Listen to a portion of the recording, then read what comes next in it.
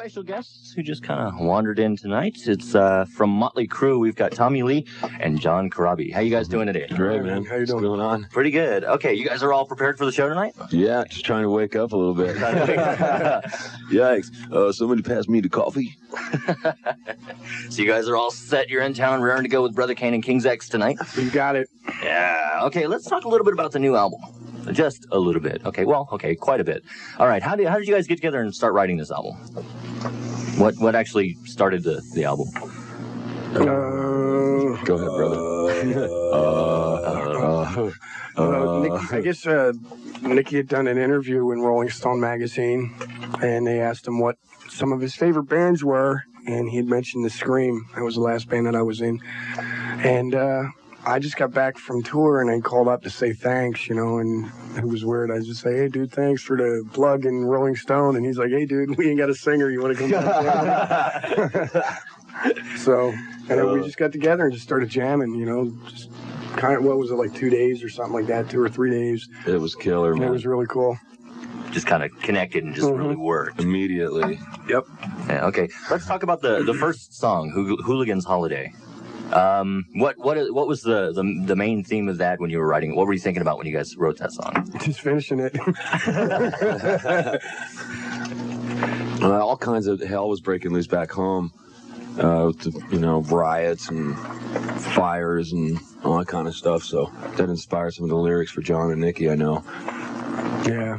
It's just about chaos, And it was something that we had and Nikki and I started working on this riff at his house, and it wasn't, it was weird, man. The song really transformed into what it is now. Originally, it was more like Highway Star by Deep Purple. It was real up-tempo, and it was, I don't know, had a little bit of Cheese Whiz on it.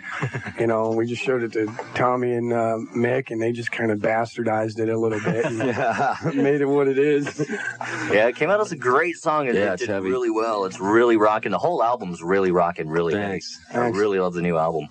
Well, we dig it a lot, man. It's like it's weird. Like at times, we're going like, man, I can't believe the record that we made, and a lot of people haven't got to hear it yet, and it's bizarre. It's like we're scratching our head, going, how come everybody doesn't know about it? It's an amazing record, and it's very strange. Yeah, as soon as it came out, I grabbed it and took it home and stuck it in the CD player, and Power to the Music just grabbed me, man. That's a great riff. Everybody says that, man. They go, it's kind of the Three Stooges album. One song goes, bish, bish, bish. The other one goes, dang. Yeah.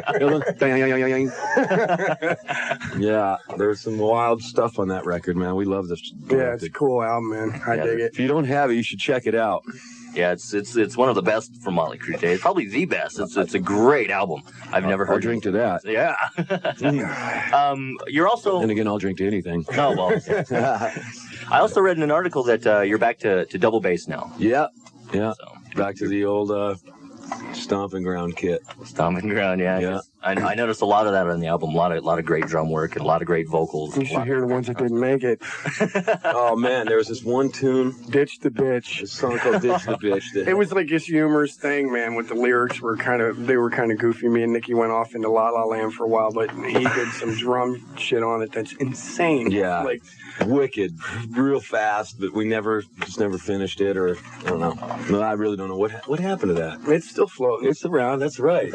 We might have to look at that one again. Play it live or something. Yeah. Yeah, really.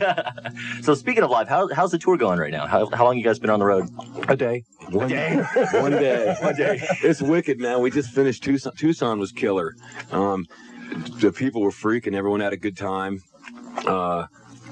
It was great. It was so cool, man. I can't tell you how stoked I was when the house lights went down and the intro tape started rolling. I was like, man, finally, after having a singer change, and getting to know John and recording the album and then rehearsing, man, it's been forever, we're going like, we're here and it's happening now, it just seems like it was never going to come for a while there, and now we're doing it. So this is day number 2. All right, well, let's hear a track from the album. This is going to be Misunderstood. What can you tell us about this song? It's just, it's just about like grabbing life by the horns, man. It's like life is what you make it. You know, a lot of people sit around and Let it pass bitch them or by. complain and moan about how things pass them by, or they wait for things to come to them, and it's, you know, it's not about that. It's like what you make it. So This is Misunderstood on 95.5 FM. KLAQ. Crank it.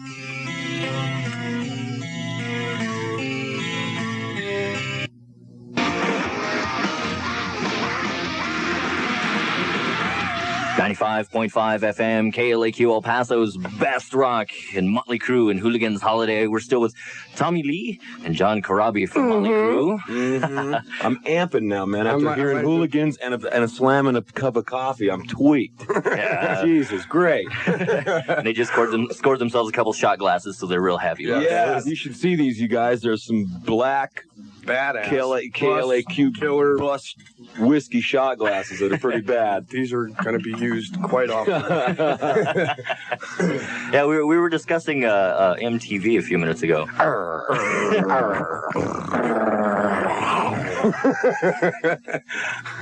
Don't hide what you feel, guys. Don't sugarcoat it, dude. Don't sugarcoat it. You guys mentioned something about throwing them out of your rehearsal studio Yeah. recently. They're losers. Basically, things have gone downhill quite Does a bit. anybody remember what the M in MTV used to stand for? I was tripping out, man, just like flashing back on a few years ago, watching the station when there were never any commercials even. It was just full on music, you know, and now like it's just like Speed Racer, soap operas, like last year's spring break, Fashion shows. game shows. Like who gives a, you know? It's just like the station is biting them hard right now, man. You can't. There's no music on it. Yeah, you know, if there is, it's like, you know, rap. You know, which I don't dislike, but I don't want to see it like all day. You know, it's a trip. Yeah, man. 'cause It's freaking me out. Like, what's happening to what's going on? Like, people aren't in control anymore. This big like corporation is like manipulating everybody's minds and what is hip this week. Yeah. And the people have nothing to do with this station anymore. It's gigantic. It's out of control. And it's really sad, man, when you think about, like, you know, someone like Tommy just said, brainwashing you or controlling what you listen to or what is supposed to be cool or not cool. You know what I mean? And I'm just telling you that if you like Frank Sinatra, you're like Led Zeppelin, Rolling Stones, Motley Crue, Winger, whoever, okay? Whatever you like listening to, go for it, man. Music is music. It's like a mood enhancer. You know, whatever mood you're in, just go for it.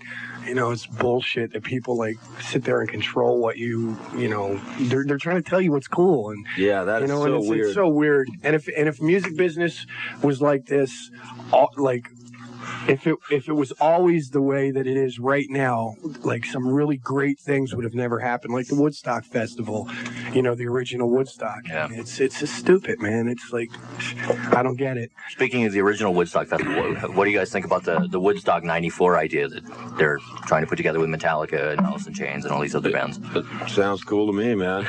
I want to play on it. Yeah. It'd be fun, you know? It'd be awesome, absolutely. Yeah, cool. Speaking of the mind control, you guys wrote a song about it on the new album called Power to the Music. Yeah, Where it's you're just talking about, like, choice. you know, well, it's got something to do with, you know, not being controlled by anybody or like listening to what you want to listen to, because it is, man. It's just music. You're supposed to have a good time. You know what I mean? Yeah. And it's also too, the one thing that really irks me is the fact that, you know, this great country that we live in is spending millions of dollars for people to sit around and listen to our lyrics to make sure what we're saying to these kids is appropriate. Appropriate. You know what I mean? socially And acceptable. if you drive down 42nd Street in New York, there's like city blocks of people living in cardboard boxes, and this just doesn't jive right with me. It's not cool. It's not cool at all. You know, they should take that money and give it to those people and stop worrying about what I'm doing. Yeah, you know what I mean? Kind of let loose on the people who at home and start helping people it's out. music. It's music, man. Yeah. It's like, get a life, get a clue. Relax. Take it easy. Easy. And if you have half a mind, you're not going to let the music make you kill yourself or anything like You know, that. I mean, why- it's, and, it's yeah, it's music, like, man. Yeah. What was the most the stupidest thing I've ever heard of is like Ozzy and Judas Priest getting into this lawsuit because these kids killed themselves, you know? And it's like, yeah, okay, we're going to put subliminal messages in for our fans to kill themselves. Hello? Knock, knock. Yeah, we want all our fans to kill themselves so that we have none left. We have none left, you know? Come on. We don't care about our fans. Get a clue. Jesus, God. Get a clue, folks! Those are the most unreal trials I've ever heard of in my life. I know. Man. I mean, what's it coming to? You know, it's stupid. You know what it is? There's too much time on some people's hands, man. Yeah. Too many speed racers and fashion shows and Okay, let's get back to the tour schedule. You guys mentioned that you were going to be touring probably up to August, and then going to take a brief break and go to Japan. Yeah, we're going to Japan October 3rd. you know what? Anywhere there's an electrical socket, We're playing. we're playing. Cool. We're going everywhere, man. Everywhere. Going to be touring for 2 You years. guys obviously got power here. Maybe we can. Yeah, just go get some stuff, bring it back, we'll set you up. No problem. Extended sets, we can do that. So, man. what was it like coming into this fully established band and just, coming in and grooving with them? Well, that was great, man. These guys are, I've been in not like a lot of bands, and I mean, I did the club band thing, cover material and stuff like that, and I've never played with people that are easier to get along with than these guys. I was kind of intimidated at first. I thought they were going to be, we've been doing this for 13 years, so this is the way you have to do it. And it's not about that at all, man. It's been so easy. It's scary how easy it is. We're about music. We're music junkies, man, and he's one. So we just hit it off really quickly. Yeah. You dig that? Yeah, man, I dig that. Oh, man, I dig that too. It's like when you connect with another music junkie, man, that's all we live for is music, and you can tell that's what he's into. And we went, yes, finally, another one of us, Yeah, there's something that people who don't have the album don't know, but people who do have found it. There's a little slip in there for an EP called Quaternary. Oh, yeah. We should have brought that. Yeah. And maybe Dougie's got one in his case. Yeah. And it's got songs by each member individually, completely separate from the rest of the band. Just what you want to do. Tell us a little about how that came out. And that was cool. Our producer came up with the idea. He had heard, each of us, we all write separately and together as a band, and some songs are, I don't know, are more geared for Motley Crue. Others are just things that you thought of on the spot and you wrote, and maybe it doesn't sound like anything we would play. So Bob heard a bunch of each guy's individual kind of tapes, and he went, I want to do this. I want to record this. I want each guy to take 2.5 minutes with no other influence or creative input or non-input from anybody. Just leave each guy alone and let him go off into his own psychotic music world and do whatever he wants. Total creative freedom, which I thought was awesome, man, because it's just fun to do that. You go off into your own little world. It shows how Motley Crue works. Like, you know what I mean? Yeah. Because that's how we started talking about was the Beatles. If you listen to certain songs, you can tell what guy's singing, what guy wrote this song. You can tell where the this flavor comes from to accent this flavor. It's all like these ingredients, but individually, you can tell when you listen to it what makes up Motley Crue, and we just thought that's so interesting to hear for people, and it's a cool record, man. It's really cool. Yeah, and there's a lot of noodling and kidding around, like us in the studio talking to one another. So it's just like it's actually pretty funny, man. It's cool. It is. So pick up the album Motley Crue. You can check out the band as a unit, and then order the Quaternary from that, and you can check out each part. Well, there's four solo songs. There's all the noodling and stuff in between, and then there's one song on there called Baby Kills that it's us together that we didn't put on the record, but it's cool, and we kept it down really low too. Instead of releasing it to record stores, usually for like an EP they would charge $12 or $13 or $14 or something like that. So we did it so that cut out the middleman. Yeah, cut out the middleman, and we kept the price really low. I think it's like $5 or $6. $5 or $6. Yeah, it's cool for the fans, get worked in the record store. It's just an EP. It's just a fun little kind of thing that you got to have because it's killer. It's It's really interesting to listen to, but you don't need to pay some stupid price for it either. Yeah, that's another thing that's really interesting. Ticket prices now are just getting so outrageous, but you guys have kept it low to about $20. Mm-hmm. And I mean, there are a lot of bands out there. Some of them, some places, yeah. You know, it's depending on where we can. Actually, it's where we can.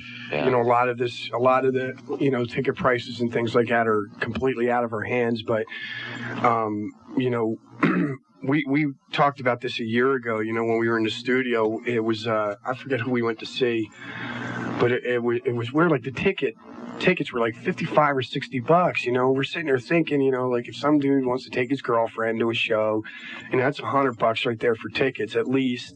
You know, if he wants to get a T-shirt, then there's gas, there's parking. If he wants to buy a beer or something for himself, you know, you're talking like $150, $200. And dude's like tapped, man. Hello, you know, he's like, I think I'll just go alone. Well, that's fun. So it's like, you know, we're trying to make it more not like it used to be, but yeah, you know, back, you know, when we were going to concerts, we still do, but like when we were younger going to concerts, you know, it was easy for you to go maybe 3, 4, 5, 6 times in the summer. You know, now these kids are saving up their cake. You know, they got to save like the whole summer to go to one show, and it's stupid. You know, it's just I think it's another thing that's screwing the business up a little bit. Yeah, man. The days of like getting, you know, front row 15 seats for people together and slamming into a van and going to the show. I don't know, you know, it's just too expensive to everybody to get it together like that. So I've got we're trying to do our part, man. I've got somebody on the phone here that we're gonna set you in just a minute that you guys might probably know, might probably remember as soon as we get a headphone here so that it's around my neck. They can hear. Turn this up just a bit. Yeah. Is that all right? You can hear? Yeah. Okay. Are you there? Hello? Hello? Hello? Hello? Six. What are you guys doing down there lying? I'm listening to you on the radio. You loser! You loser! It's Crab. Got a hurdle? Oh yeah, you're. What are you doing? What are you doing right now? And don't lie to us, because we met somebody in the elevator on the way back down, bro. Yeah. She was a bit large, but whatever. You know? Oh, I'm busy. I can't go to the radio station. She was scary, pal. Oh, bro, and you've been doing so good lately. We're like, did you just come from Nikki's room? Nick's the one who scores. Oh, man. What's going on, bud? Oh, not a lot. I was listening to you guys, and I was just on, I just figured I'd call you up and, you know, harass you for a second. Of course. Only you would do that. Only I would go out of my way. Of course. You guys. Where are those guys? Let me find them. How's it going? It's going killer, man. We're just spinning some tunes and hanging out. Just hanging. Yeah. You know what we're doing, basically, bud. Yeah, you guys are working while I'm kicking back in my room. Right on. I know. Well, listen, we don't want to keep you from your pedicure, so. Hey, guys, hold on. Room service is here, and I got a massage. Hey, Cindy, sit down. Actually, Nikki, you know what? What? We really miss you and need you here because we just went off on MTV. Dude, no. Well, you know what? I was on another radio station just a second ago, and they probably lost their license.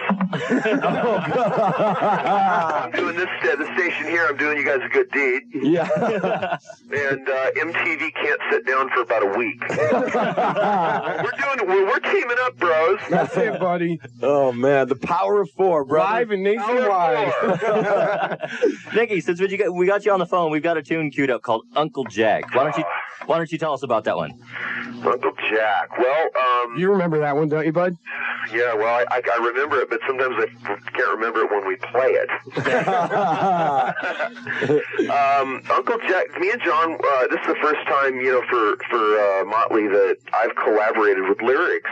And John's like real talented lyricist and a songwriter in his own right. And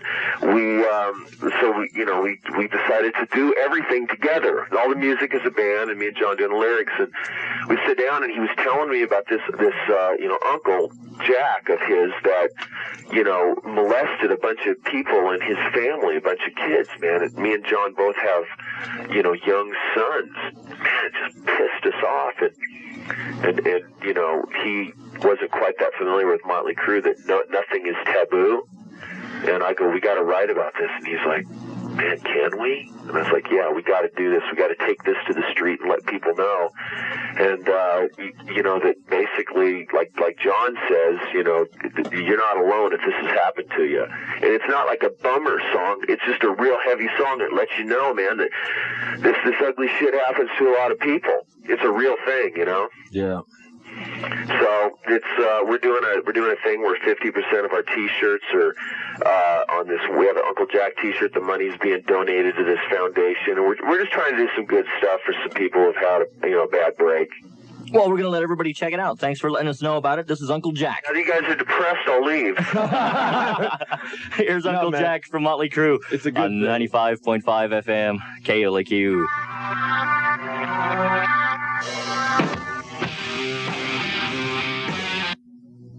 Yeah, hey, baby, this is Tommy Lee from Motley Crue. You're listening to 95.5 KLAQ with the crew. Crank it up.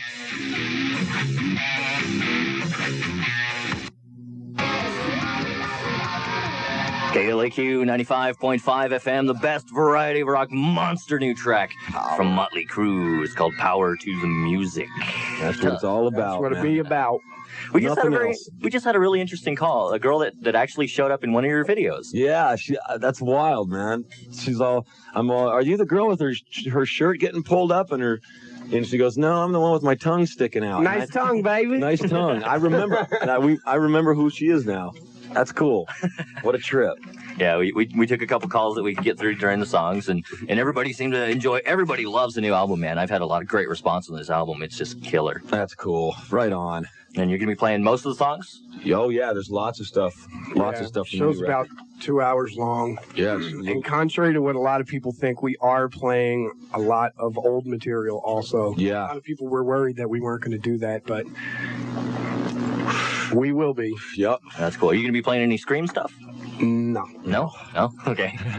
just wanted to get that in and just kind of find out. Nobody would know it anyway. I've been looking for that album. I haven't found and you it. won't find it. I won't find it. We got some cool surprises, though, in the show for people that are going to trip some people out. Yeah. There's a part of the show that you're going to see Motley do something we've never ever done before. And we did it the first night in Tucson, and people were tripping, man. They were like, I couldn't believe it. Everybody was singing the words, and like, I was getting goosebumps, man. It was freaking me out. Cool. It's wicked. So this is going to be an awesome show. You guys have to head out. Tonight. If you don't have your tickets, you got to get one. And get your tickets now. You can get them at the Coliseum box office all day up through the show, man. It's going to be the monster show. Got Brother Kane opening up. Yep. Yeah, They're amazing. And King's X, they're badass. Those guys are great. Yeah.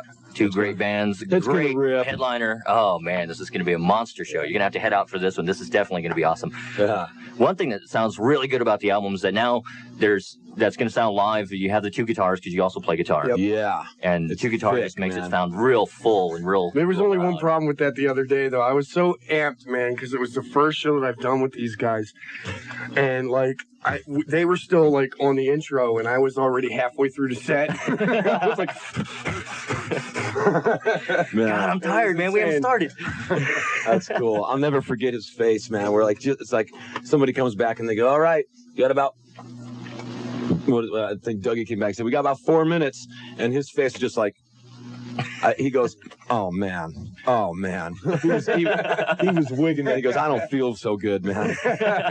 And now he's got one under his belt. It was cool, man. We're like waiting on the side. We have this like intro tape and stuff, and I'm like grabbing Nikki. Going, now? He's like, no, not now. Wait a minute. Hold on, just take a second. Hold on. Now? No, not now, man. No. Sit down. Have a, relax, bud. Take it easy. They're doing like hooligans, man, and I'm already on like the last song.